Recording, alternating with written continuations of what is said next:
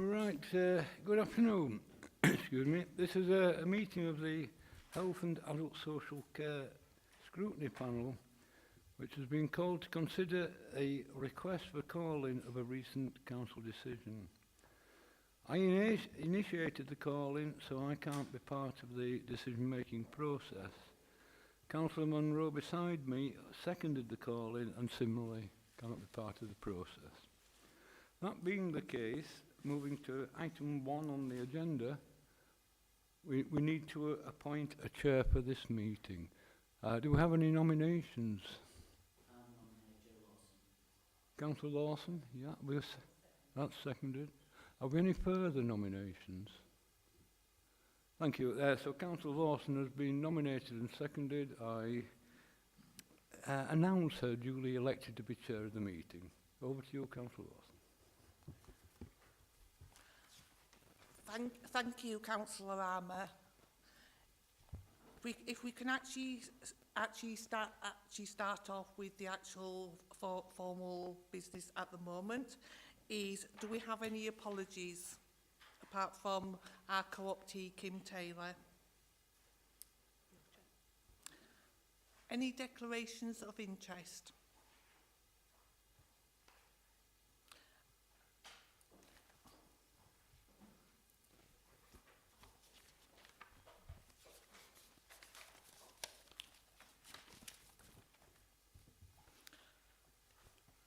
So, good afternoon, everybody. The meeting today is being held due to a call-in relating to the care phones decision of the 30th of October 2023. The reasons for the call-in are documented on page 7 and 8 of the agenda pack and are in three parts. They are the relevant considerations, consult, and options as per the agenda pack. The lead signatory will expand on these, explaining as to why they felt this decision needed further scrutiny. I would ask that the lead signatory only focuses on the three considerations there. As detailed in the agenda pack on page 9, we will hear from the lead signatory who called in the decision, from councillors who are not signatories to the call-in, the public, and from Richard Parry, the Strategic Director, as the decision maker. There will be time to ask for clarification after each speaker. Once the panel has heard from everybody, we will deliberate in public and then we will reconvene once we have actually come to our decision. Councillor Armour, if I can ask you to give your presentation. Yes, thank you, Chair. We might just beforehand say this panel is rightly a non-party political forum, and it's important that it remains so. And it's against that background I have some slight misgivings about the format of today's hearing. It would seem very easy to slip into an adversarial mind frame, an approach of this is the right policy, that one is wrong, or more simply X versus Y. This would be a mistake. I'm concerned about processes, not policies today, and there are important principles at stake which go beyond any individual decision. We're expected to serve as a critical friend to the administration, and in that spirit we have a duty to point out any mistakes which we think our friend is in danger of making. I believe that, in this case, corners have been cut and the law, guidelines or the Council's constitution not followed closely. I fully accept that the Council is a position where costs have to be carefully controlled and income maximised. I acknowledge that the leader of the Council has stated that it may be necessary to introduce measures that will be unpopular, and I understand this position. I am clear that the fact that a particular measure may be unpopular does not of itself warrant a call-in of the decision. I am equally clear that all proper procedures must be adhered to when decisions concerning changes to services and or charges are considered. The background to the call-in is, as you have actually stated, a decision made on the 30th of October. Following that, I was contacted by a disabled resident who expressed concerns about the processes adopted or not followed in making the decision. These included a lack of a service user consultation, an apparent lack of consideration of the impact of the decision upon specifically disabled people, and an apparent lack of consideration of any available alternative means of providing, as opposed to funding, the service. I have examined relevant Kirklees Council policies and expectations embedded in the Council's constitution and elsewhere, and have also examined the broader legislative background. I have concluded that there are questions to be answered here. I firmly believe there is a need to revisit this decision and ensure that all relevant policies and legal requirements are followed scrupulously, and this adherence to procedures should be evidenced fully. This is in order to be able to reassure all parties that both laws and policies have been honoured, and in a specific context also to demonstrate clearly to all that due regard has been given to the status of service users as very largely disabled people. There are a number of laws which may be relevant to this decision, most notably the Equality Act of 2010, which introduces the public sector equality duty. This duty includes to remove or reduce the disadvantage that people with protected characteristics face, to take steps to meet the specific needs of people with protected characteristics, to encourage people with protected characteristics to participate fully in all activities, especially where they are underrepresented. Disability is specifically a protected characteristic in this context. Over and above the Constitution, there is an overarching requirement that the Council must at all times act in compliance with the law. The Constitution at Article 1, Part 1.3, Clause 3, speaks of the need to support the active engagement of citizens in decision making.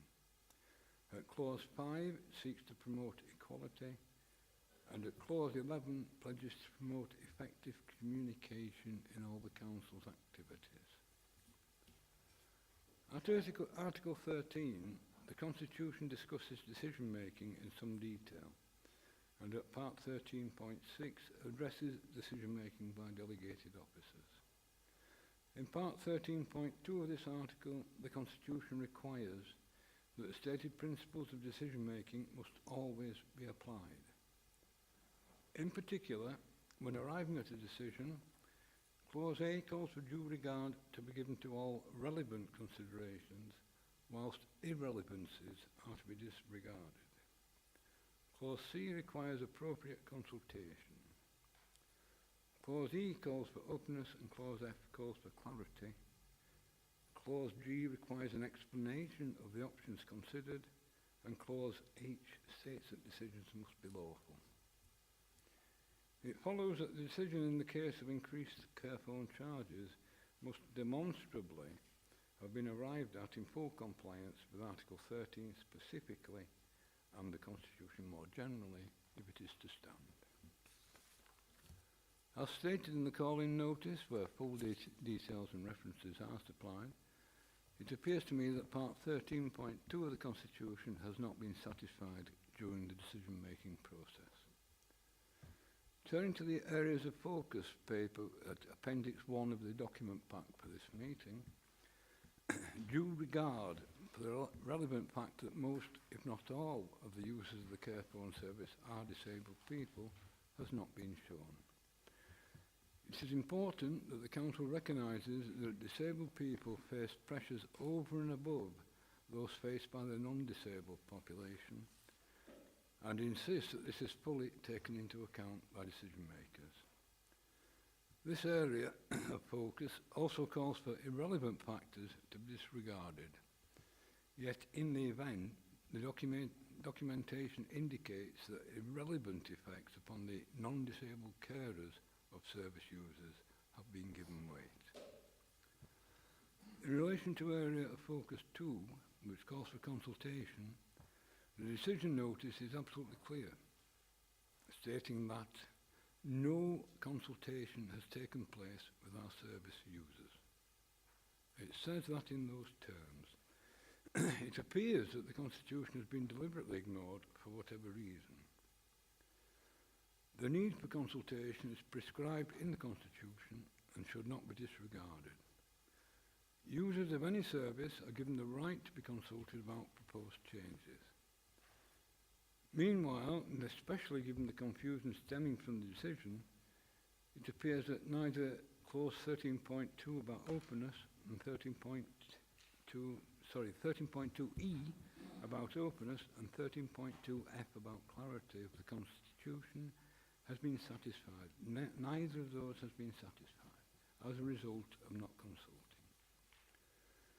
With regard to the requirement to consider options, whilst it is stated that options of alternative funding streams have been explored, no details of these are given, and there is no mention of an exploration of alternative means to provide a suitable service, as opposed to seeking external funding.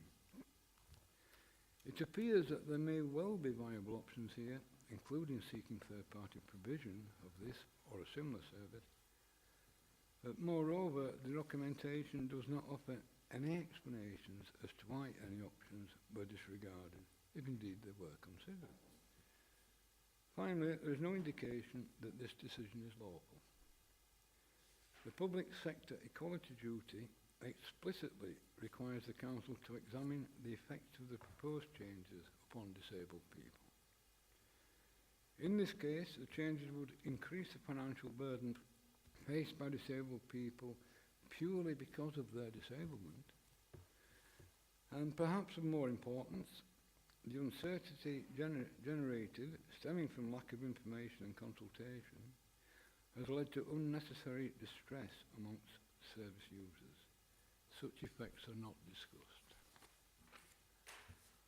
Recently, and after the call-in request was made, I have received a little more information, and in particular, I'm told that the Integrated Impact Assessment, that's IIA, should have been, but wasn't, progressed to stage 2. But this will now be done. For that I am grateful. But it does not alter the fact that appropriate evidence that the correct procedures were followed does not appear to have been released into the public domain at the time that the decision was made, and that the IIA process was in fact incomplete. The IIA process should not be seen as just another box to tick when making decisions. It's far more important than that and requires that thought is given to the potential impacts upon especially disabled people. I would remind the panel that should it find that just one of the requirements set out in the Constitution has not been fully satisfied, then the whole decision cannot be said to accord with the Constitution. Over and above such considerations, any decision of the Council must comply fully with the law of the land. If the panel is satisfied that this decision is, in all ways, fully compliant with the Council's Constitution, and that the process was lawful, then it can and should free the decision for implementation. Conversely, if the panel is not 100% convinced that the Constitution has been followed fully, or finds that the law has not been obeyed, then it follows that the decision has not been made in full pursuance of the Constitution. There's a significant lack of recognition that the decision overwhelmingly affects disabled people. There has deliberately, it seems, been no consultation with service users. It appears that the IIA was only partially applied. The public sector equality duty imposed by law has not been shown to have been observed, and I think that it has not in fact been observed. I think it's been overlooked. We not only have to treat this people, disabled or not, fairly, we have to be seen to be doing so. I request, Chair, that the panel refer the decision back in order that the issue may be reconsidered within the full terms of the Constitution and indeed the law, and that this compliance is then fully evidenced for all to see. Thank you, Chair. Thank you, Councillor Armour. Could I, before I ask for questions, I would just like to clarify that scrutiny panels, as you rightly say, are critical friends. They have never been and never will be party political grandstanding, which you seem to mention at every meeting. Is the panel the panel today has been fairly actually done, and we will look at all the evidence and information that we've done critically in our deliberations. If I could actually ask the first question here is,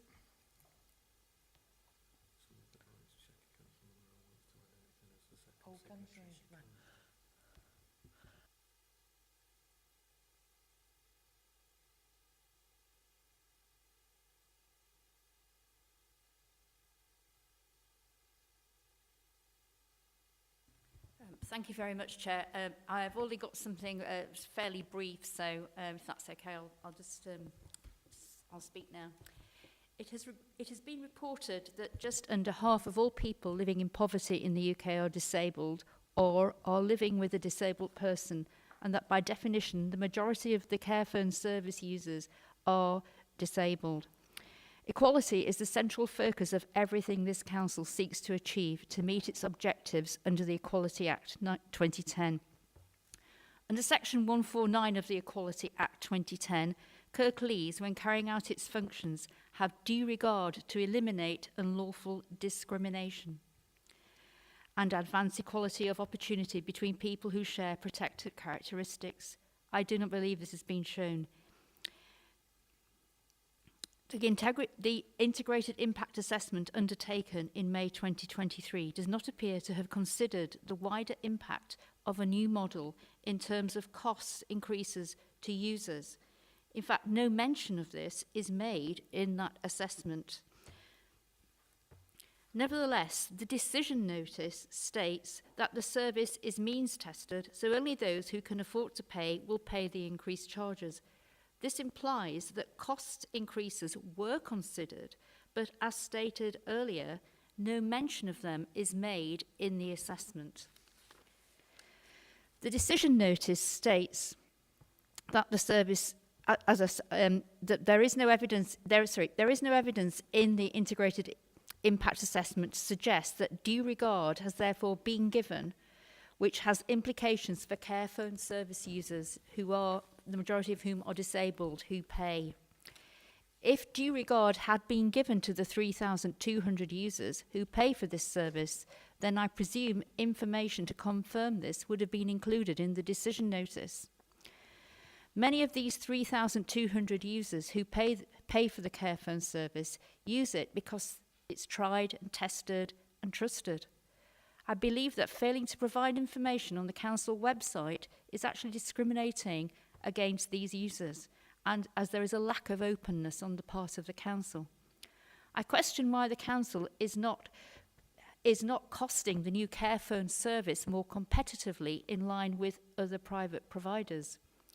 For example, Life Connect 24, a private provider, charged £14.99 per month plus £40 installation fee, compared to the council's new rate for a standard package of £22.40 per month and £50 installation costs, but that's for full recovery.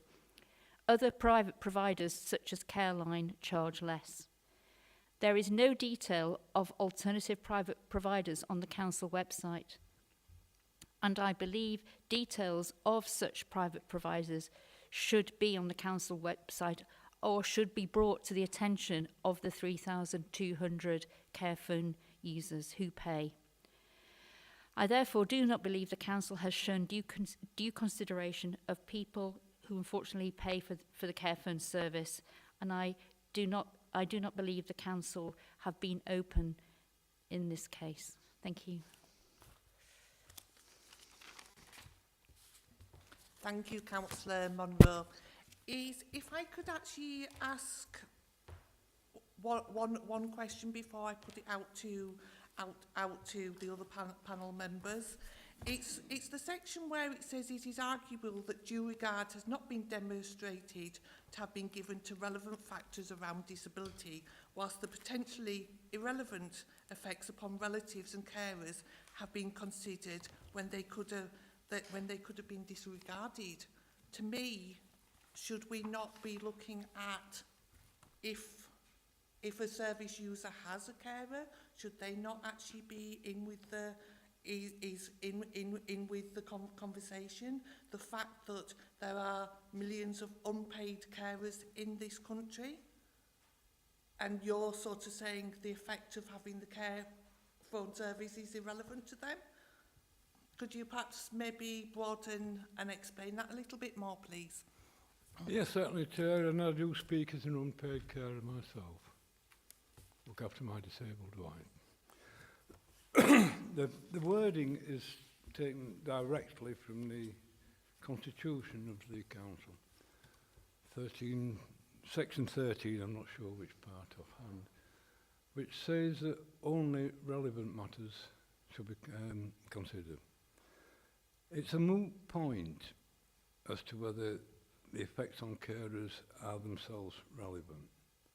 But I don't think there could be any discussion at all about the relevance of the effects upon disabled people using this service.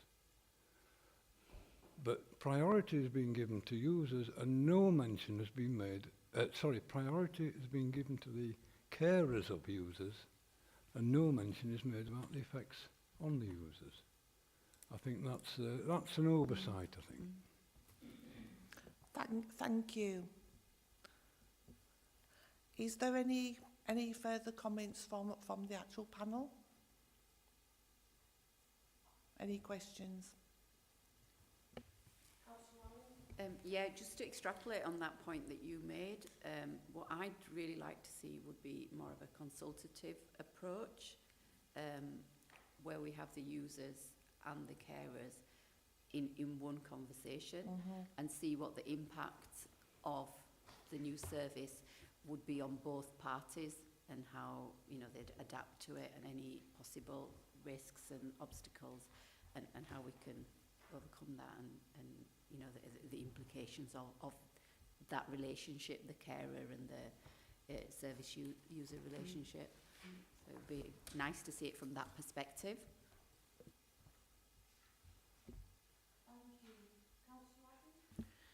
I have several areas I'd like to ask questions about. Are we just asking questions of Councillor Armour at the moment?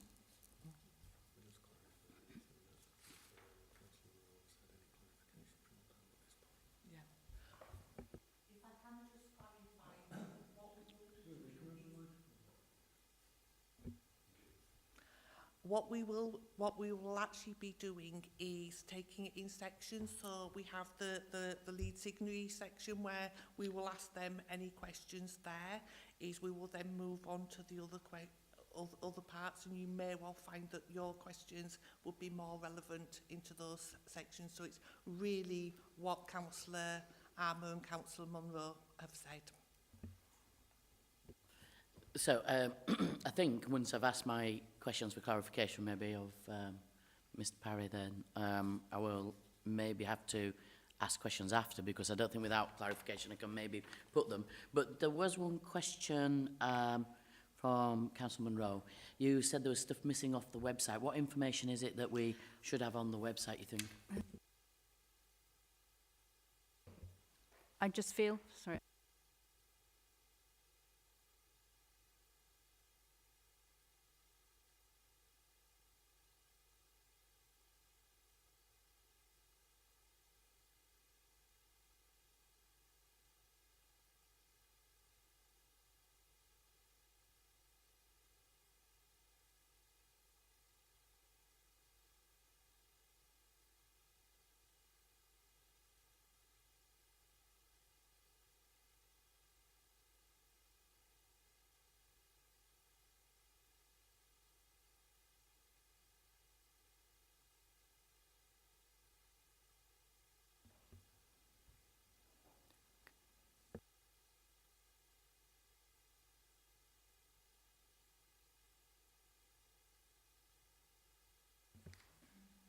Can I follow that?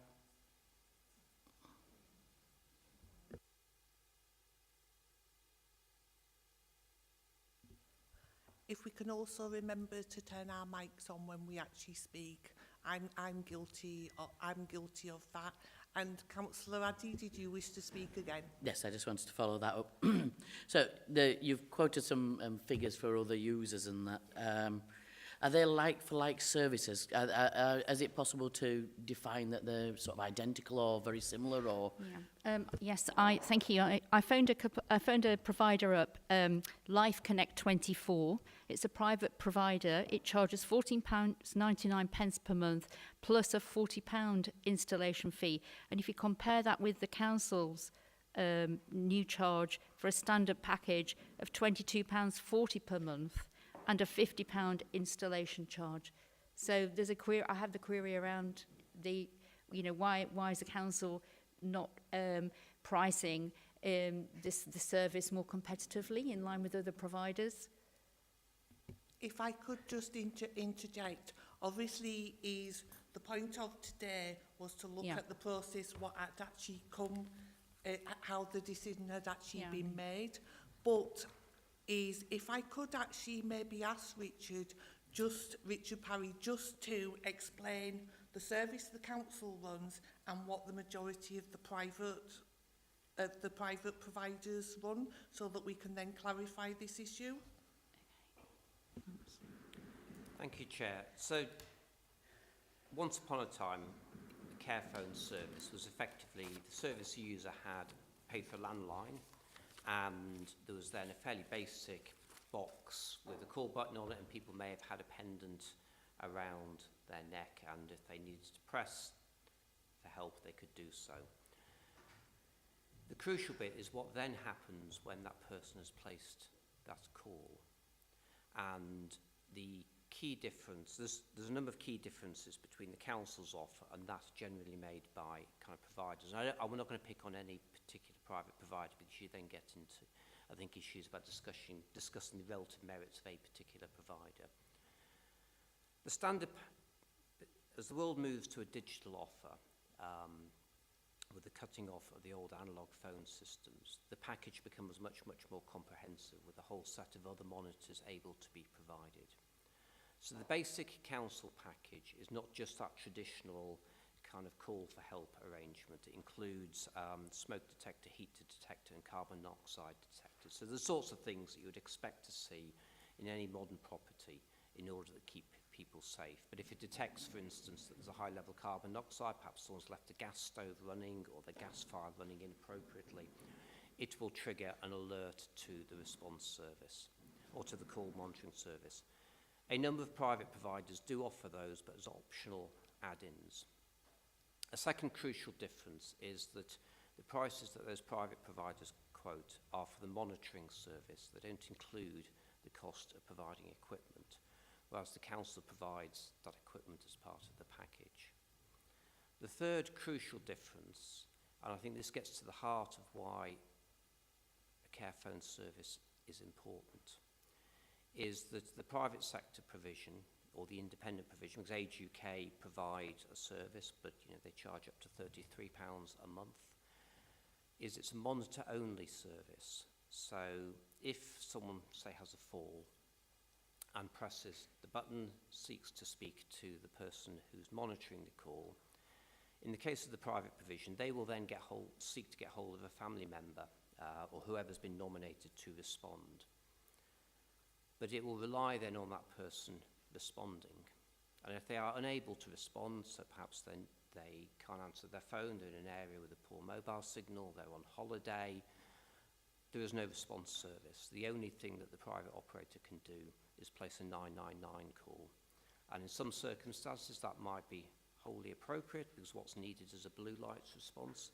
In many instances, that's not the case. And what we know is, given an overstretched ambulance service, someone who's had a fall will rightly be responded to by the ambulance service, but often deprioritised below, say, someone who's responding because they've had a cardiac arrest. The council service provides a response service as well as that monitor service. So in the case of someone who's using the council service, when they make a contact, if they haven't got a nominated family member, and that will be the case for some people, or the nominated family member is not local, as is often the case. If I think of my parents, I'm 2 hours drive from them. You know, I do go over quite often, but I'm not going to provide a prompt response. The council will then use its own mobile response service, which will be within someone's house within an hour and provide that response, but false response. So that's the kind of one of the crucial differences between the independent sector offer and the council's offer. And so that independent offer will work for some individuals who've got family members who are typically very close by, who don't necessarily have significant other commitments, but will not work well for other people. The second point is, of course, that the council service is means tested, whereas if you go out to that independent sector provider, you pay that regardless of your income.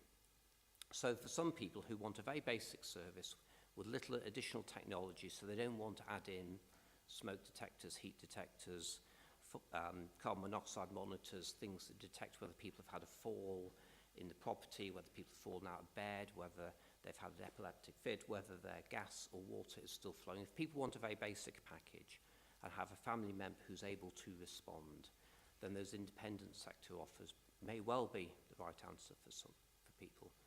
But people who've got more complex needs, and that's really where the council's wanting to focus, is how do we keep people living independently for as well as possible and reduce the burden on or the strain on kind of family members. So for people who've got more complex needs and are likely to require a response service, the council offers a very different proposition to that which is offered by the independent sector.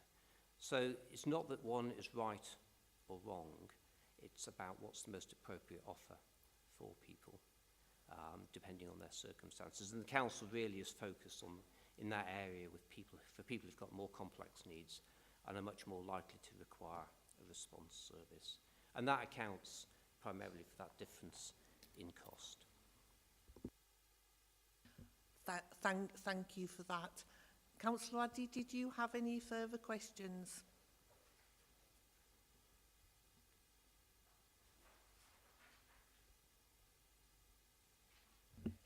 Not for Councillor Armour or Councillor Munro, I don't think.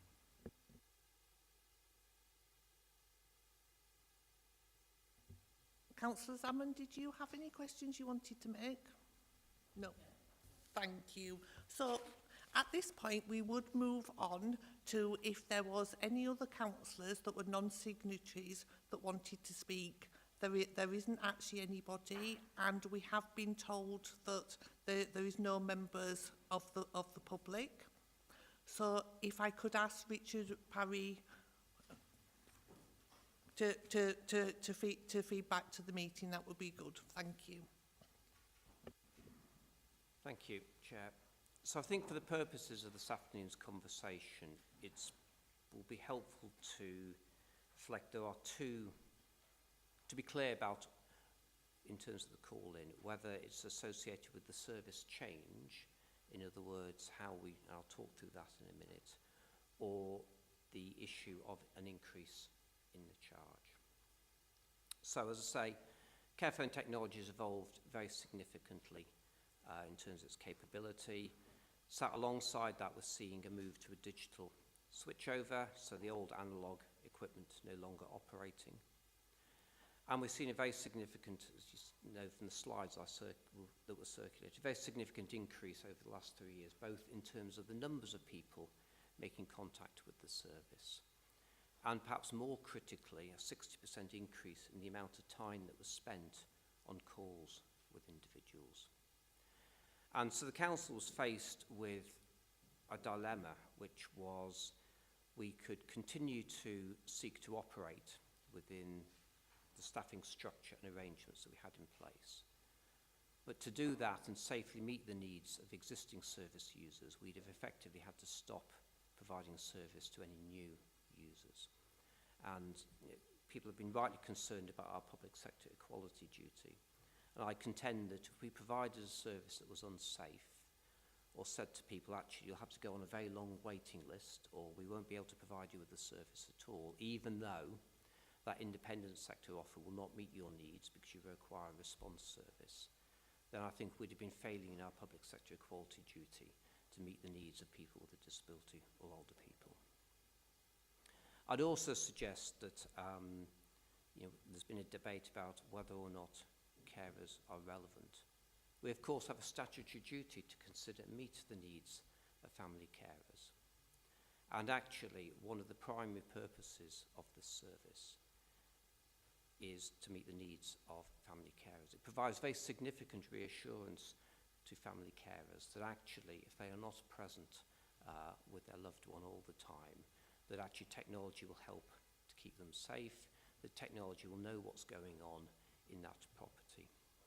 And there's a bit, therefore, about, we need to meet, so I would therefore suggest that actually the issue about the positive impact on family carers is not irrelevant, actually. It's extremely significant because we need, by law, to meet the needs of family carers. And this is one of the ways in which we can do that in a way that's supportive and relatively unobtrusive. It does, of course, also provide significant benefit to people with a disability, to older people, in terms of reducing the likelihood that people will need more expensive and intrusive forms of care.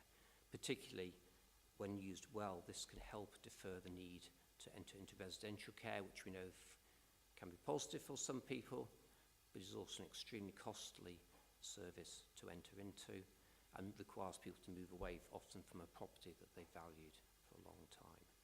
So fundamentally, I'd contend that had we not taken action to increase capacity and continue to be able to meet the increasing complexity and scale of need, we'd have been failing in our public sector equality duty. And that actually we need to consider the positive impact of this on family carers as well as for people with a disability. The second point, therefore, is the issue of charging. And of course, this panel has discussed on a number of occasions the proposed reforms to social care charging arrangements, now deferred to October 2025. And whether we like it or not, charging for social care services and means testing is a part of the current social care arrangements. Now, the new charge does two things. One is it reflects the reality of the cost of meeting that increased complexity and frequency of call. In other words, people who use the service are using it more often and for longer, and we need to staff up in a way that we can do that. And secondly, it covers the cost of the move to a SIM-only arrangement. So the new arrangement effectively has a SIM card in it, like your mobile phone would do. But like a number of people who've used their mobile phone extensively, individuals can turn off their landline if they're not using it for other purposes. They no longer, and that was a charge they were paying themselves. It was never part of the care phone charge. So some of this enables people to move away from the cost of a landline if that works for them. But it also reflects the increased range and complexity of equipment that we can make available to people, things which avoid the need for more expensive social care services. Now, we do means test, and that does mean that a majority of people actually don't pay the cost of a care phone. And so the majority of people who use the service will not see an impact at all because they don't pay towards the service. For other people, there has been an increase, and we recognise that. But actually, if you look at our offer compared to that of the majority of other councils we've looked at, we means test. So for the majority of other councils we look at, there's a flat charge that people are charged regardless of their ability to pay. And so we'd absolutely recognise that there is a broad link between disability and income or wealth, and age and income or wealth. It's not an absolute, because otherwise, for instance, we'd exempt older people from paying tax entirely, but actually what we sought to do within the constraints of a means-tested social care system, pending national reform, is to mitigate that impact as much as possible through a means-testing approach. And so I think there's something in this, we need to make that distinction between the service model, which I think no one would say doesn't have a very positive impact on people with disability and older people, and indeed their family carers. Having access to a service that remains resilient, can offer people continue to offer people a response service and range of equipment, feels very positive to me. The issue then is, how do you pay for that? And within a fixed budget, the question then becomes, where else would the increased cost be met? And that's potentially through, we could choose to reduce other social care services. But broadly as a council, we've accepted the principle of charging for this service. We've charged for many years, other councils do so. The question that has been asked is about consultation around an increase. So in terms of working around designing the new model, we did approach our co-production board and ask if they were interested in being involved. So the co-production board is a group of people with lived experience. They've helped us produce our, for instance, our direct payments policy. But rightly, these are people who give freely of their time and choose things that they do or don't wish to get involved with. They've been involved in some work, for instance, around redesign of the paving outside the bus station, changes to Huddersfield Station. They didn't wish to get involved in this piece of redesign. I think they broadly saw that it was a positive design, that it wasn't something where they would particularly add value. But we did seek to engage with them on that. In terms of the issue about charging and consultation, I've confirmed with the monitoring officer that within this council, if we have an existing charge for a service, which we do, we have a charge for the service already, that actually we don't routinely go and consult a number of hundred charges across the council. We don't routinely consult on an increase in the charges for services across the council. We don't consult the parents, for instance, of children who use school meals about an increase in school meals costs. So we didn't consult. We offered to engage with people around the new service offer. The co-production board didn't wish to take that up, but we know that from our previous work with people, people value the care phone service. So we did not consult on a continued care phone offer. Had we chosen to stop providing it, or to say it's a daytime only service, for instance, in order to do it within the current cost envelope, we would have consulted. And we did not consult on an increase in charge because the council does not routinely consult on an increase in the many, many charges that it raises. Obviously happy to kind of take further questions, but I hope people understand the value of the care phone service, the difference between the service that the council offers and that which independent sector providers offer. The final point I just want to address is the issue of communication.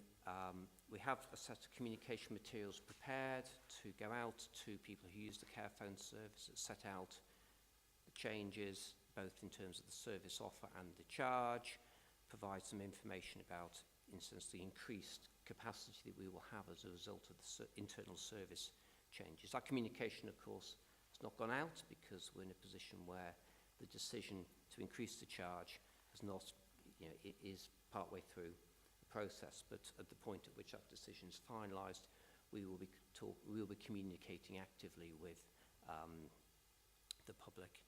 And to Councillor Munro's point, as part of that, we will, because we do an assessment of people's, whether a care phone service will meet people's needs, we will be pointing out that, if there's a spectrum of need, we're operating in this space, but actually an independent provider service might work for you.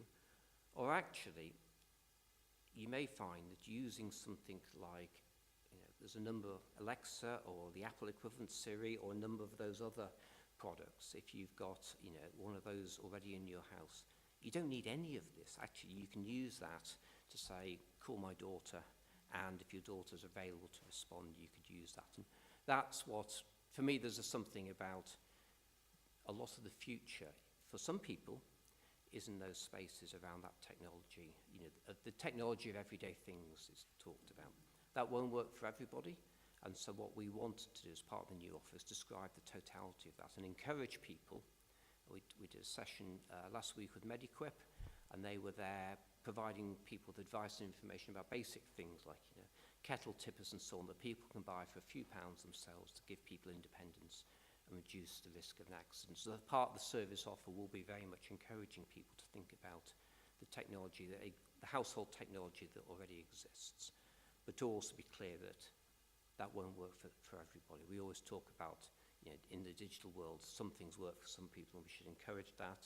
They don't work for everybody. And the council offer, therefore, will remain critical for those people who've got the most complex needs and who require a response service, because if we stop providing that, there's not an alternative out there.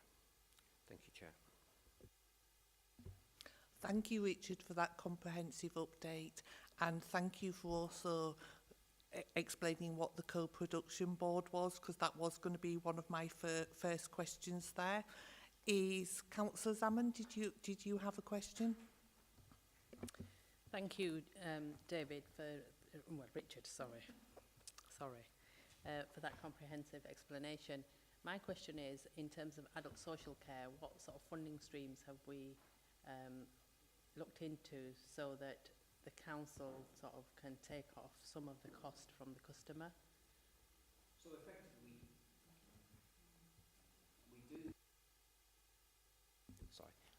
Thank you. So we effectively do that through the means testing arrangement. The alternative, I guess, is you could, if the council has a fine... So the council effectively already subsidises in inverted commas, the service. An alternative could be that we say, well, everybody pays something, regardless of their ability to pay that.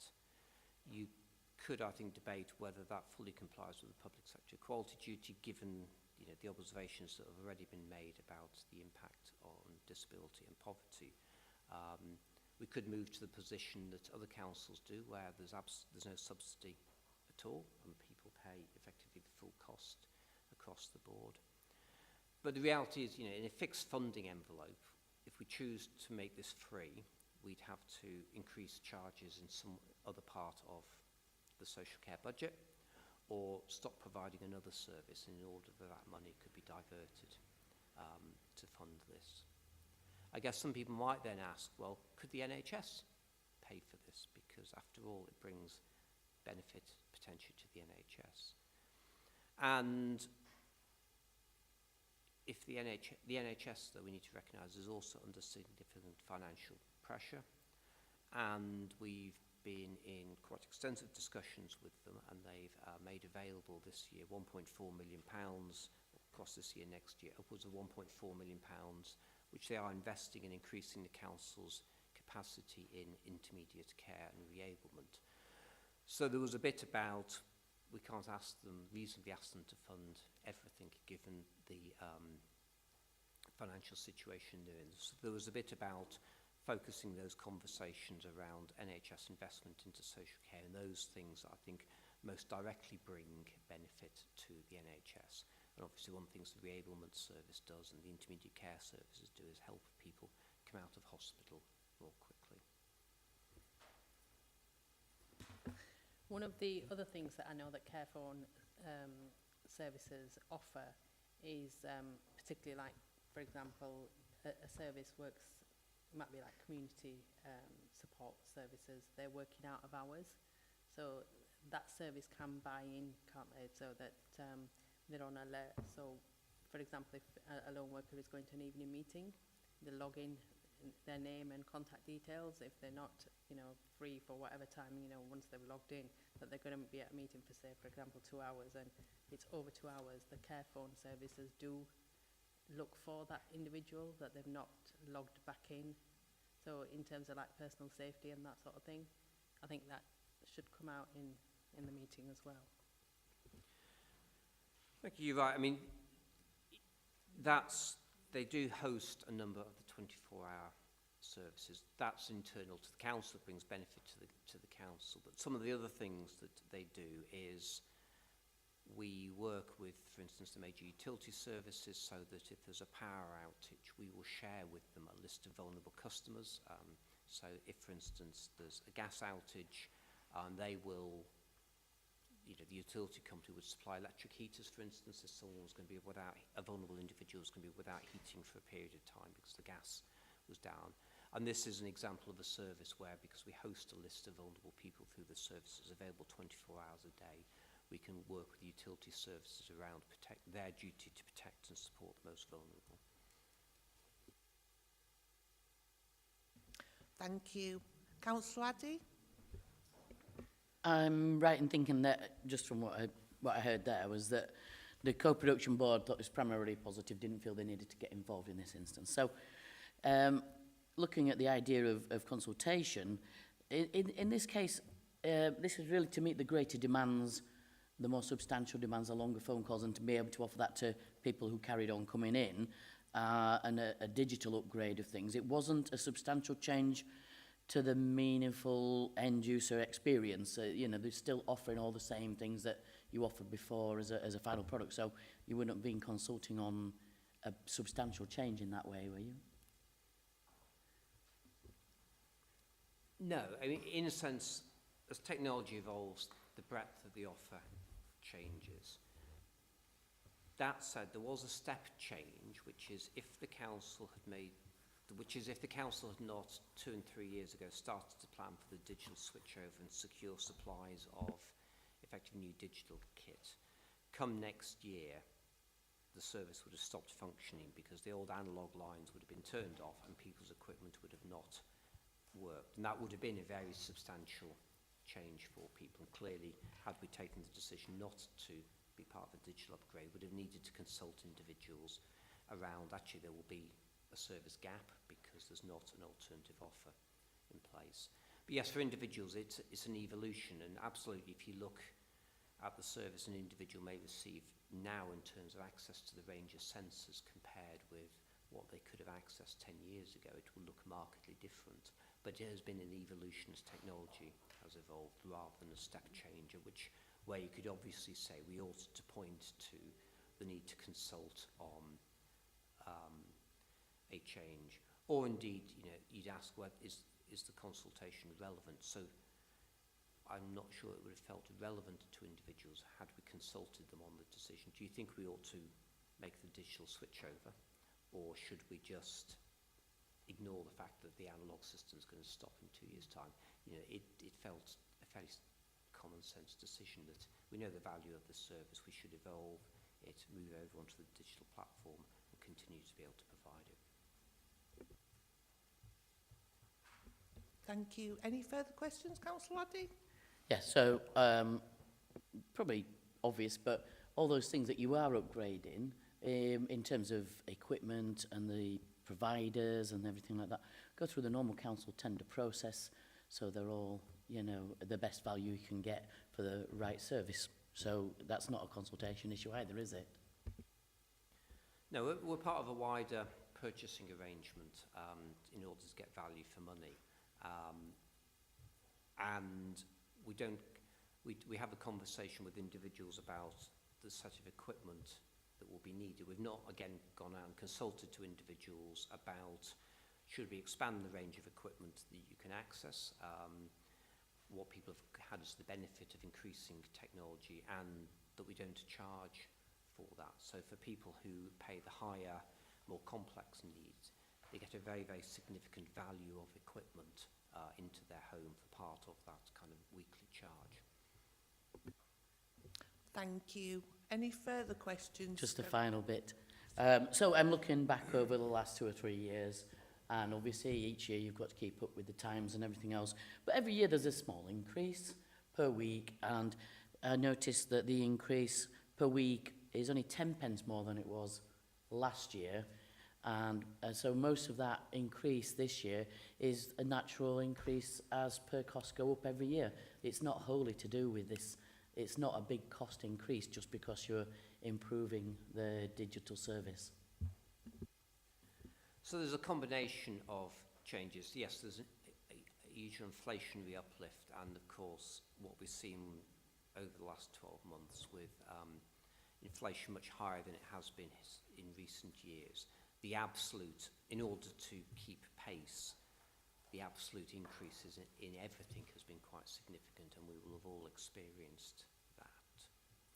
There is a second bit then, which is actually that flip to the new offer, which is a combination of a new digital offer, but which saves people on having to pay for a landline if they no longer require a landline, and the ability to deal with the increased complexity and call duration, which allows us effectively for an individual service user to still, if they are phoning up more often and making longer calls, which has been the norm, then we're still able to provide that level of service to them. Thank you. Councillor Ali? Thank you, Chair. Thank you for that. I just wanted to know whether any consideration had been given to the fact that we're moving from landline and analogue to a much more technologically sort of advanced system. So with regards to, you know, things with mobiles and the equipment will require more upgrades and, you know, replacing much more frequently than like the characteristic old school landline. You know, in terms of working out costings, has that been factored in anywhere? So there is, so the older, in a sense, some of the newer digital products are actually much easier to install because they are a standalone box. They didn't need the very first generations needed lots of hard wiring in. So actually, you couldn't literally just bring a box in, unpack it, plug it into the wall and make it work. It required hard connections. That has evolved with the later kind of old equipment. But actually the new equipment is potentially much more reliable and much easier to swap parts in and out. There is a greater overall cost, you're right, because the more sensors you add in, the greater the cost of that, and the more likelihood is that at some point something will go wrong. But the service has sought to factor in that costing as much as possible. There's also two other dynamics. One is that in the short term, there was a real concern about whether there'd be enough of this equipment available, as every council, everyone in the country sought to make this change at the same time, not just councils, but all those independent providers. And there was, you recall, there was a period where importing some products temporarily became more problematic. So, in a sense, as in the normal market, costs went up because demand had gone up. However, as all of that settles down and as this equipment becomes much more mainstreamed, we don't anticipate that kind of costs will go up in the same way that they did in that initial switchover period. I suppose my concern was, for example, say mobile phones or a laptop, the more advanced it is, it's more prone to bugs and for things to go wrong and upgrades. So that was more what I was getting at. Yep. In terms of, you know, has that been factored in, how often they'll have to be upgraded or? Yeah, so there's been, I guess if we take the mobile phone analogy, I recently changed my mobile phone. My old mobile phone was 6+ years old. If I and it got to the point where I couldn't upgrade the software anymore, so when they released the next operating system, it wouldn't have worked on my phone. But actually, it still worked fine as a mobile phone. And if I was willing to live with not getting the latest functionality, it would have kept going. And so there'll be an element of, if someone's got a fairly basic arrangement, that is likely to be stable and last for a long time. If someone's got lots of new sensors and new sensors come on the market, it's more likely that will need to be able, the base unit will need to operate more up-to-date software to communicate. So it's a bit imprecise. It'll depend on somebody's setup. But what we would expect is that suppliers try and make this stuff backwards compatible as much as possible, because they know that no one, whether that's the council, whether that's an independent provider, is going to want to be buying new base units every time they want to plug an additional kind of sensor in. We obviously also look to reuse equipment. So if someone no longer requires the equipment because the council supplied it, we'll bring it back in, refurbish it and reuse it again in the way that we do with much of our other equipment. Thank you. Any further questions, Councillor Ali? No. If I could just ask a question regarding the integrated impact assessment, which you say has been completed, and that it would impact mainly with individuals on low incomes. You obviously go on to the fact that out of the 7,000 users, only 3,200 pay. At what level would somebody of income would somebody have to start paying for the service?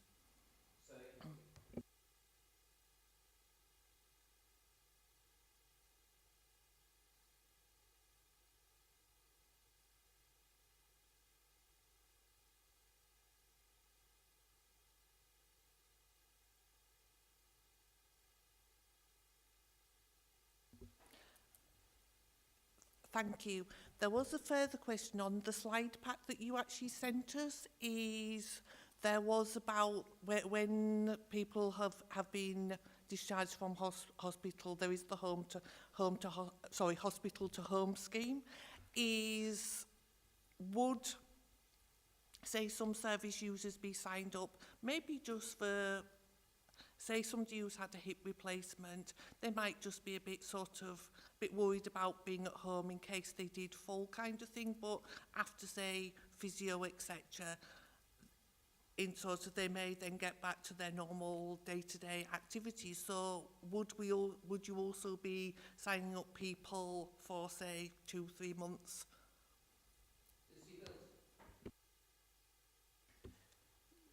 There's the ability to do that. We'd want that individual conversation with somebody about what are their circumstances. You know, do they live alone? Do they have somebody nearby? Are they able to use a phone? You know, do they tend to carry a phone around in their pocket? To understand, is this going to be a solution that would work for them? But we have, because it's just fairly simple equipment, it's because it will all stand alone. It's not, you don't have to have you know, one of the issues in the past is if someone didn't have a landline, you couldn't put in the equipment. This you can just put into any property. There's the ability to do that as part of that kind of the work that we do around supporting people, not just to get out of hospital, to become as independent as possible. And that's equally true of the range of equipment that might go into someone's house on a short-term basis to enable them to recover from the reason why they're in hospital and to become as independent as possible. Thank you. And if I can just clarify again, is a householder signing up for the service would not need a landline? Now, it's the whole point of the digital services. It moves us away from landline-based technology. It's effectively got a SIM card in it, like your mobile phone has, and it uses that to effectively to make the phone call to the monitoring service. And that's true of the council service as it is of the offer from, you know, an independent provider as cited earlier. It's all the same basic technology. Thank you. So obviously that would save them the fee for a landline, which obviously pre-digitalisation they would have needed, even though they might have been somebody who relied on a mobile that they could keep in their pocket there. Thank you. So just on that point, Chair, it has that potential. You know, there's something about understanding for individuals whether they use the landline for other purposes, but it does potentially free people to move away from requiring a landline. And increasingly people are making that judgment that as mobile technology costs come down, as you can, use the internet over a mobile device or plug your kind of laptop into a mobile device, some people will absolutely have the ability to step away from using a landline if the thing they relied on was the main reason why they used the landline was to make sure that they could have access to the care phone technology. But as with all the conversation we had earlier about what's the right solution for an individual, we can't generalise, it'll depend on an individual's circumstances. Thank you. Are there any further questions for Richard? Councillor Addy? And you said this is a step process, so it's been ongoing. It's the final part of, or final, it'll never be finalised, will it? But it'll always keep moving forward. So there's no statutory need to consult in this instance, is there? So if we were putting a service in for the first time, or if indeed we were proposing to cease providing a service like this, I'd contend that there's a duty to consult because it would have had a material change on people. But But no, this has been a effective rolling replacement service. We've replaced 90% of the analogue equipment so far. So we're on target to make sure everyone's got the digital offer by the time the analogue service is switched off. The issue therefore becomes a question of consultation about the increase in charge. As I say, the council does not routinely consult the public on increasing charges. Council, I think there's 500 plus things that the council charges for, does not routinely consult on increasing each of those charges. And for this council, you know, the means test then starts to mitigate the impact of an increase anyway. So actually for a majority of people, there is no increase, it's a theoretical increase. Thank you, Richard. Is for the final part of the meeting before we retire to consider all the evidence, is we are allowed to ask anybody else who's given evidence to us today any further questions. So if anybody has any further questions for Councillor Armour or Councillor Munro. Okay, I will adjourn the meeting.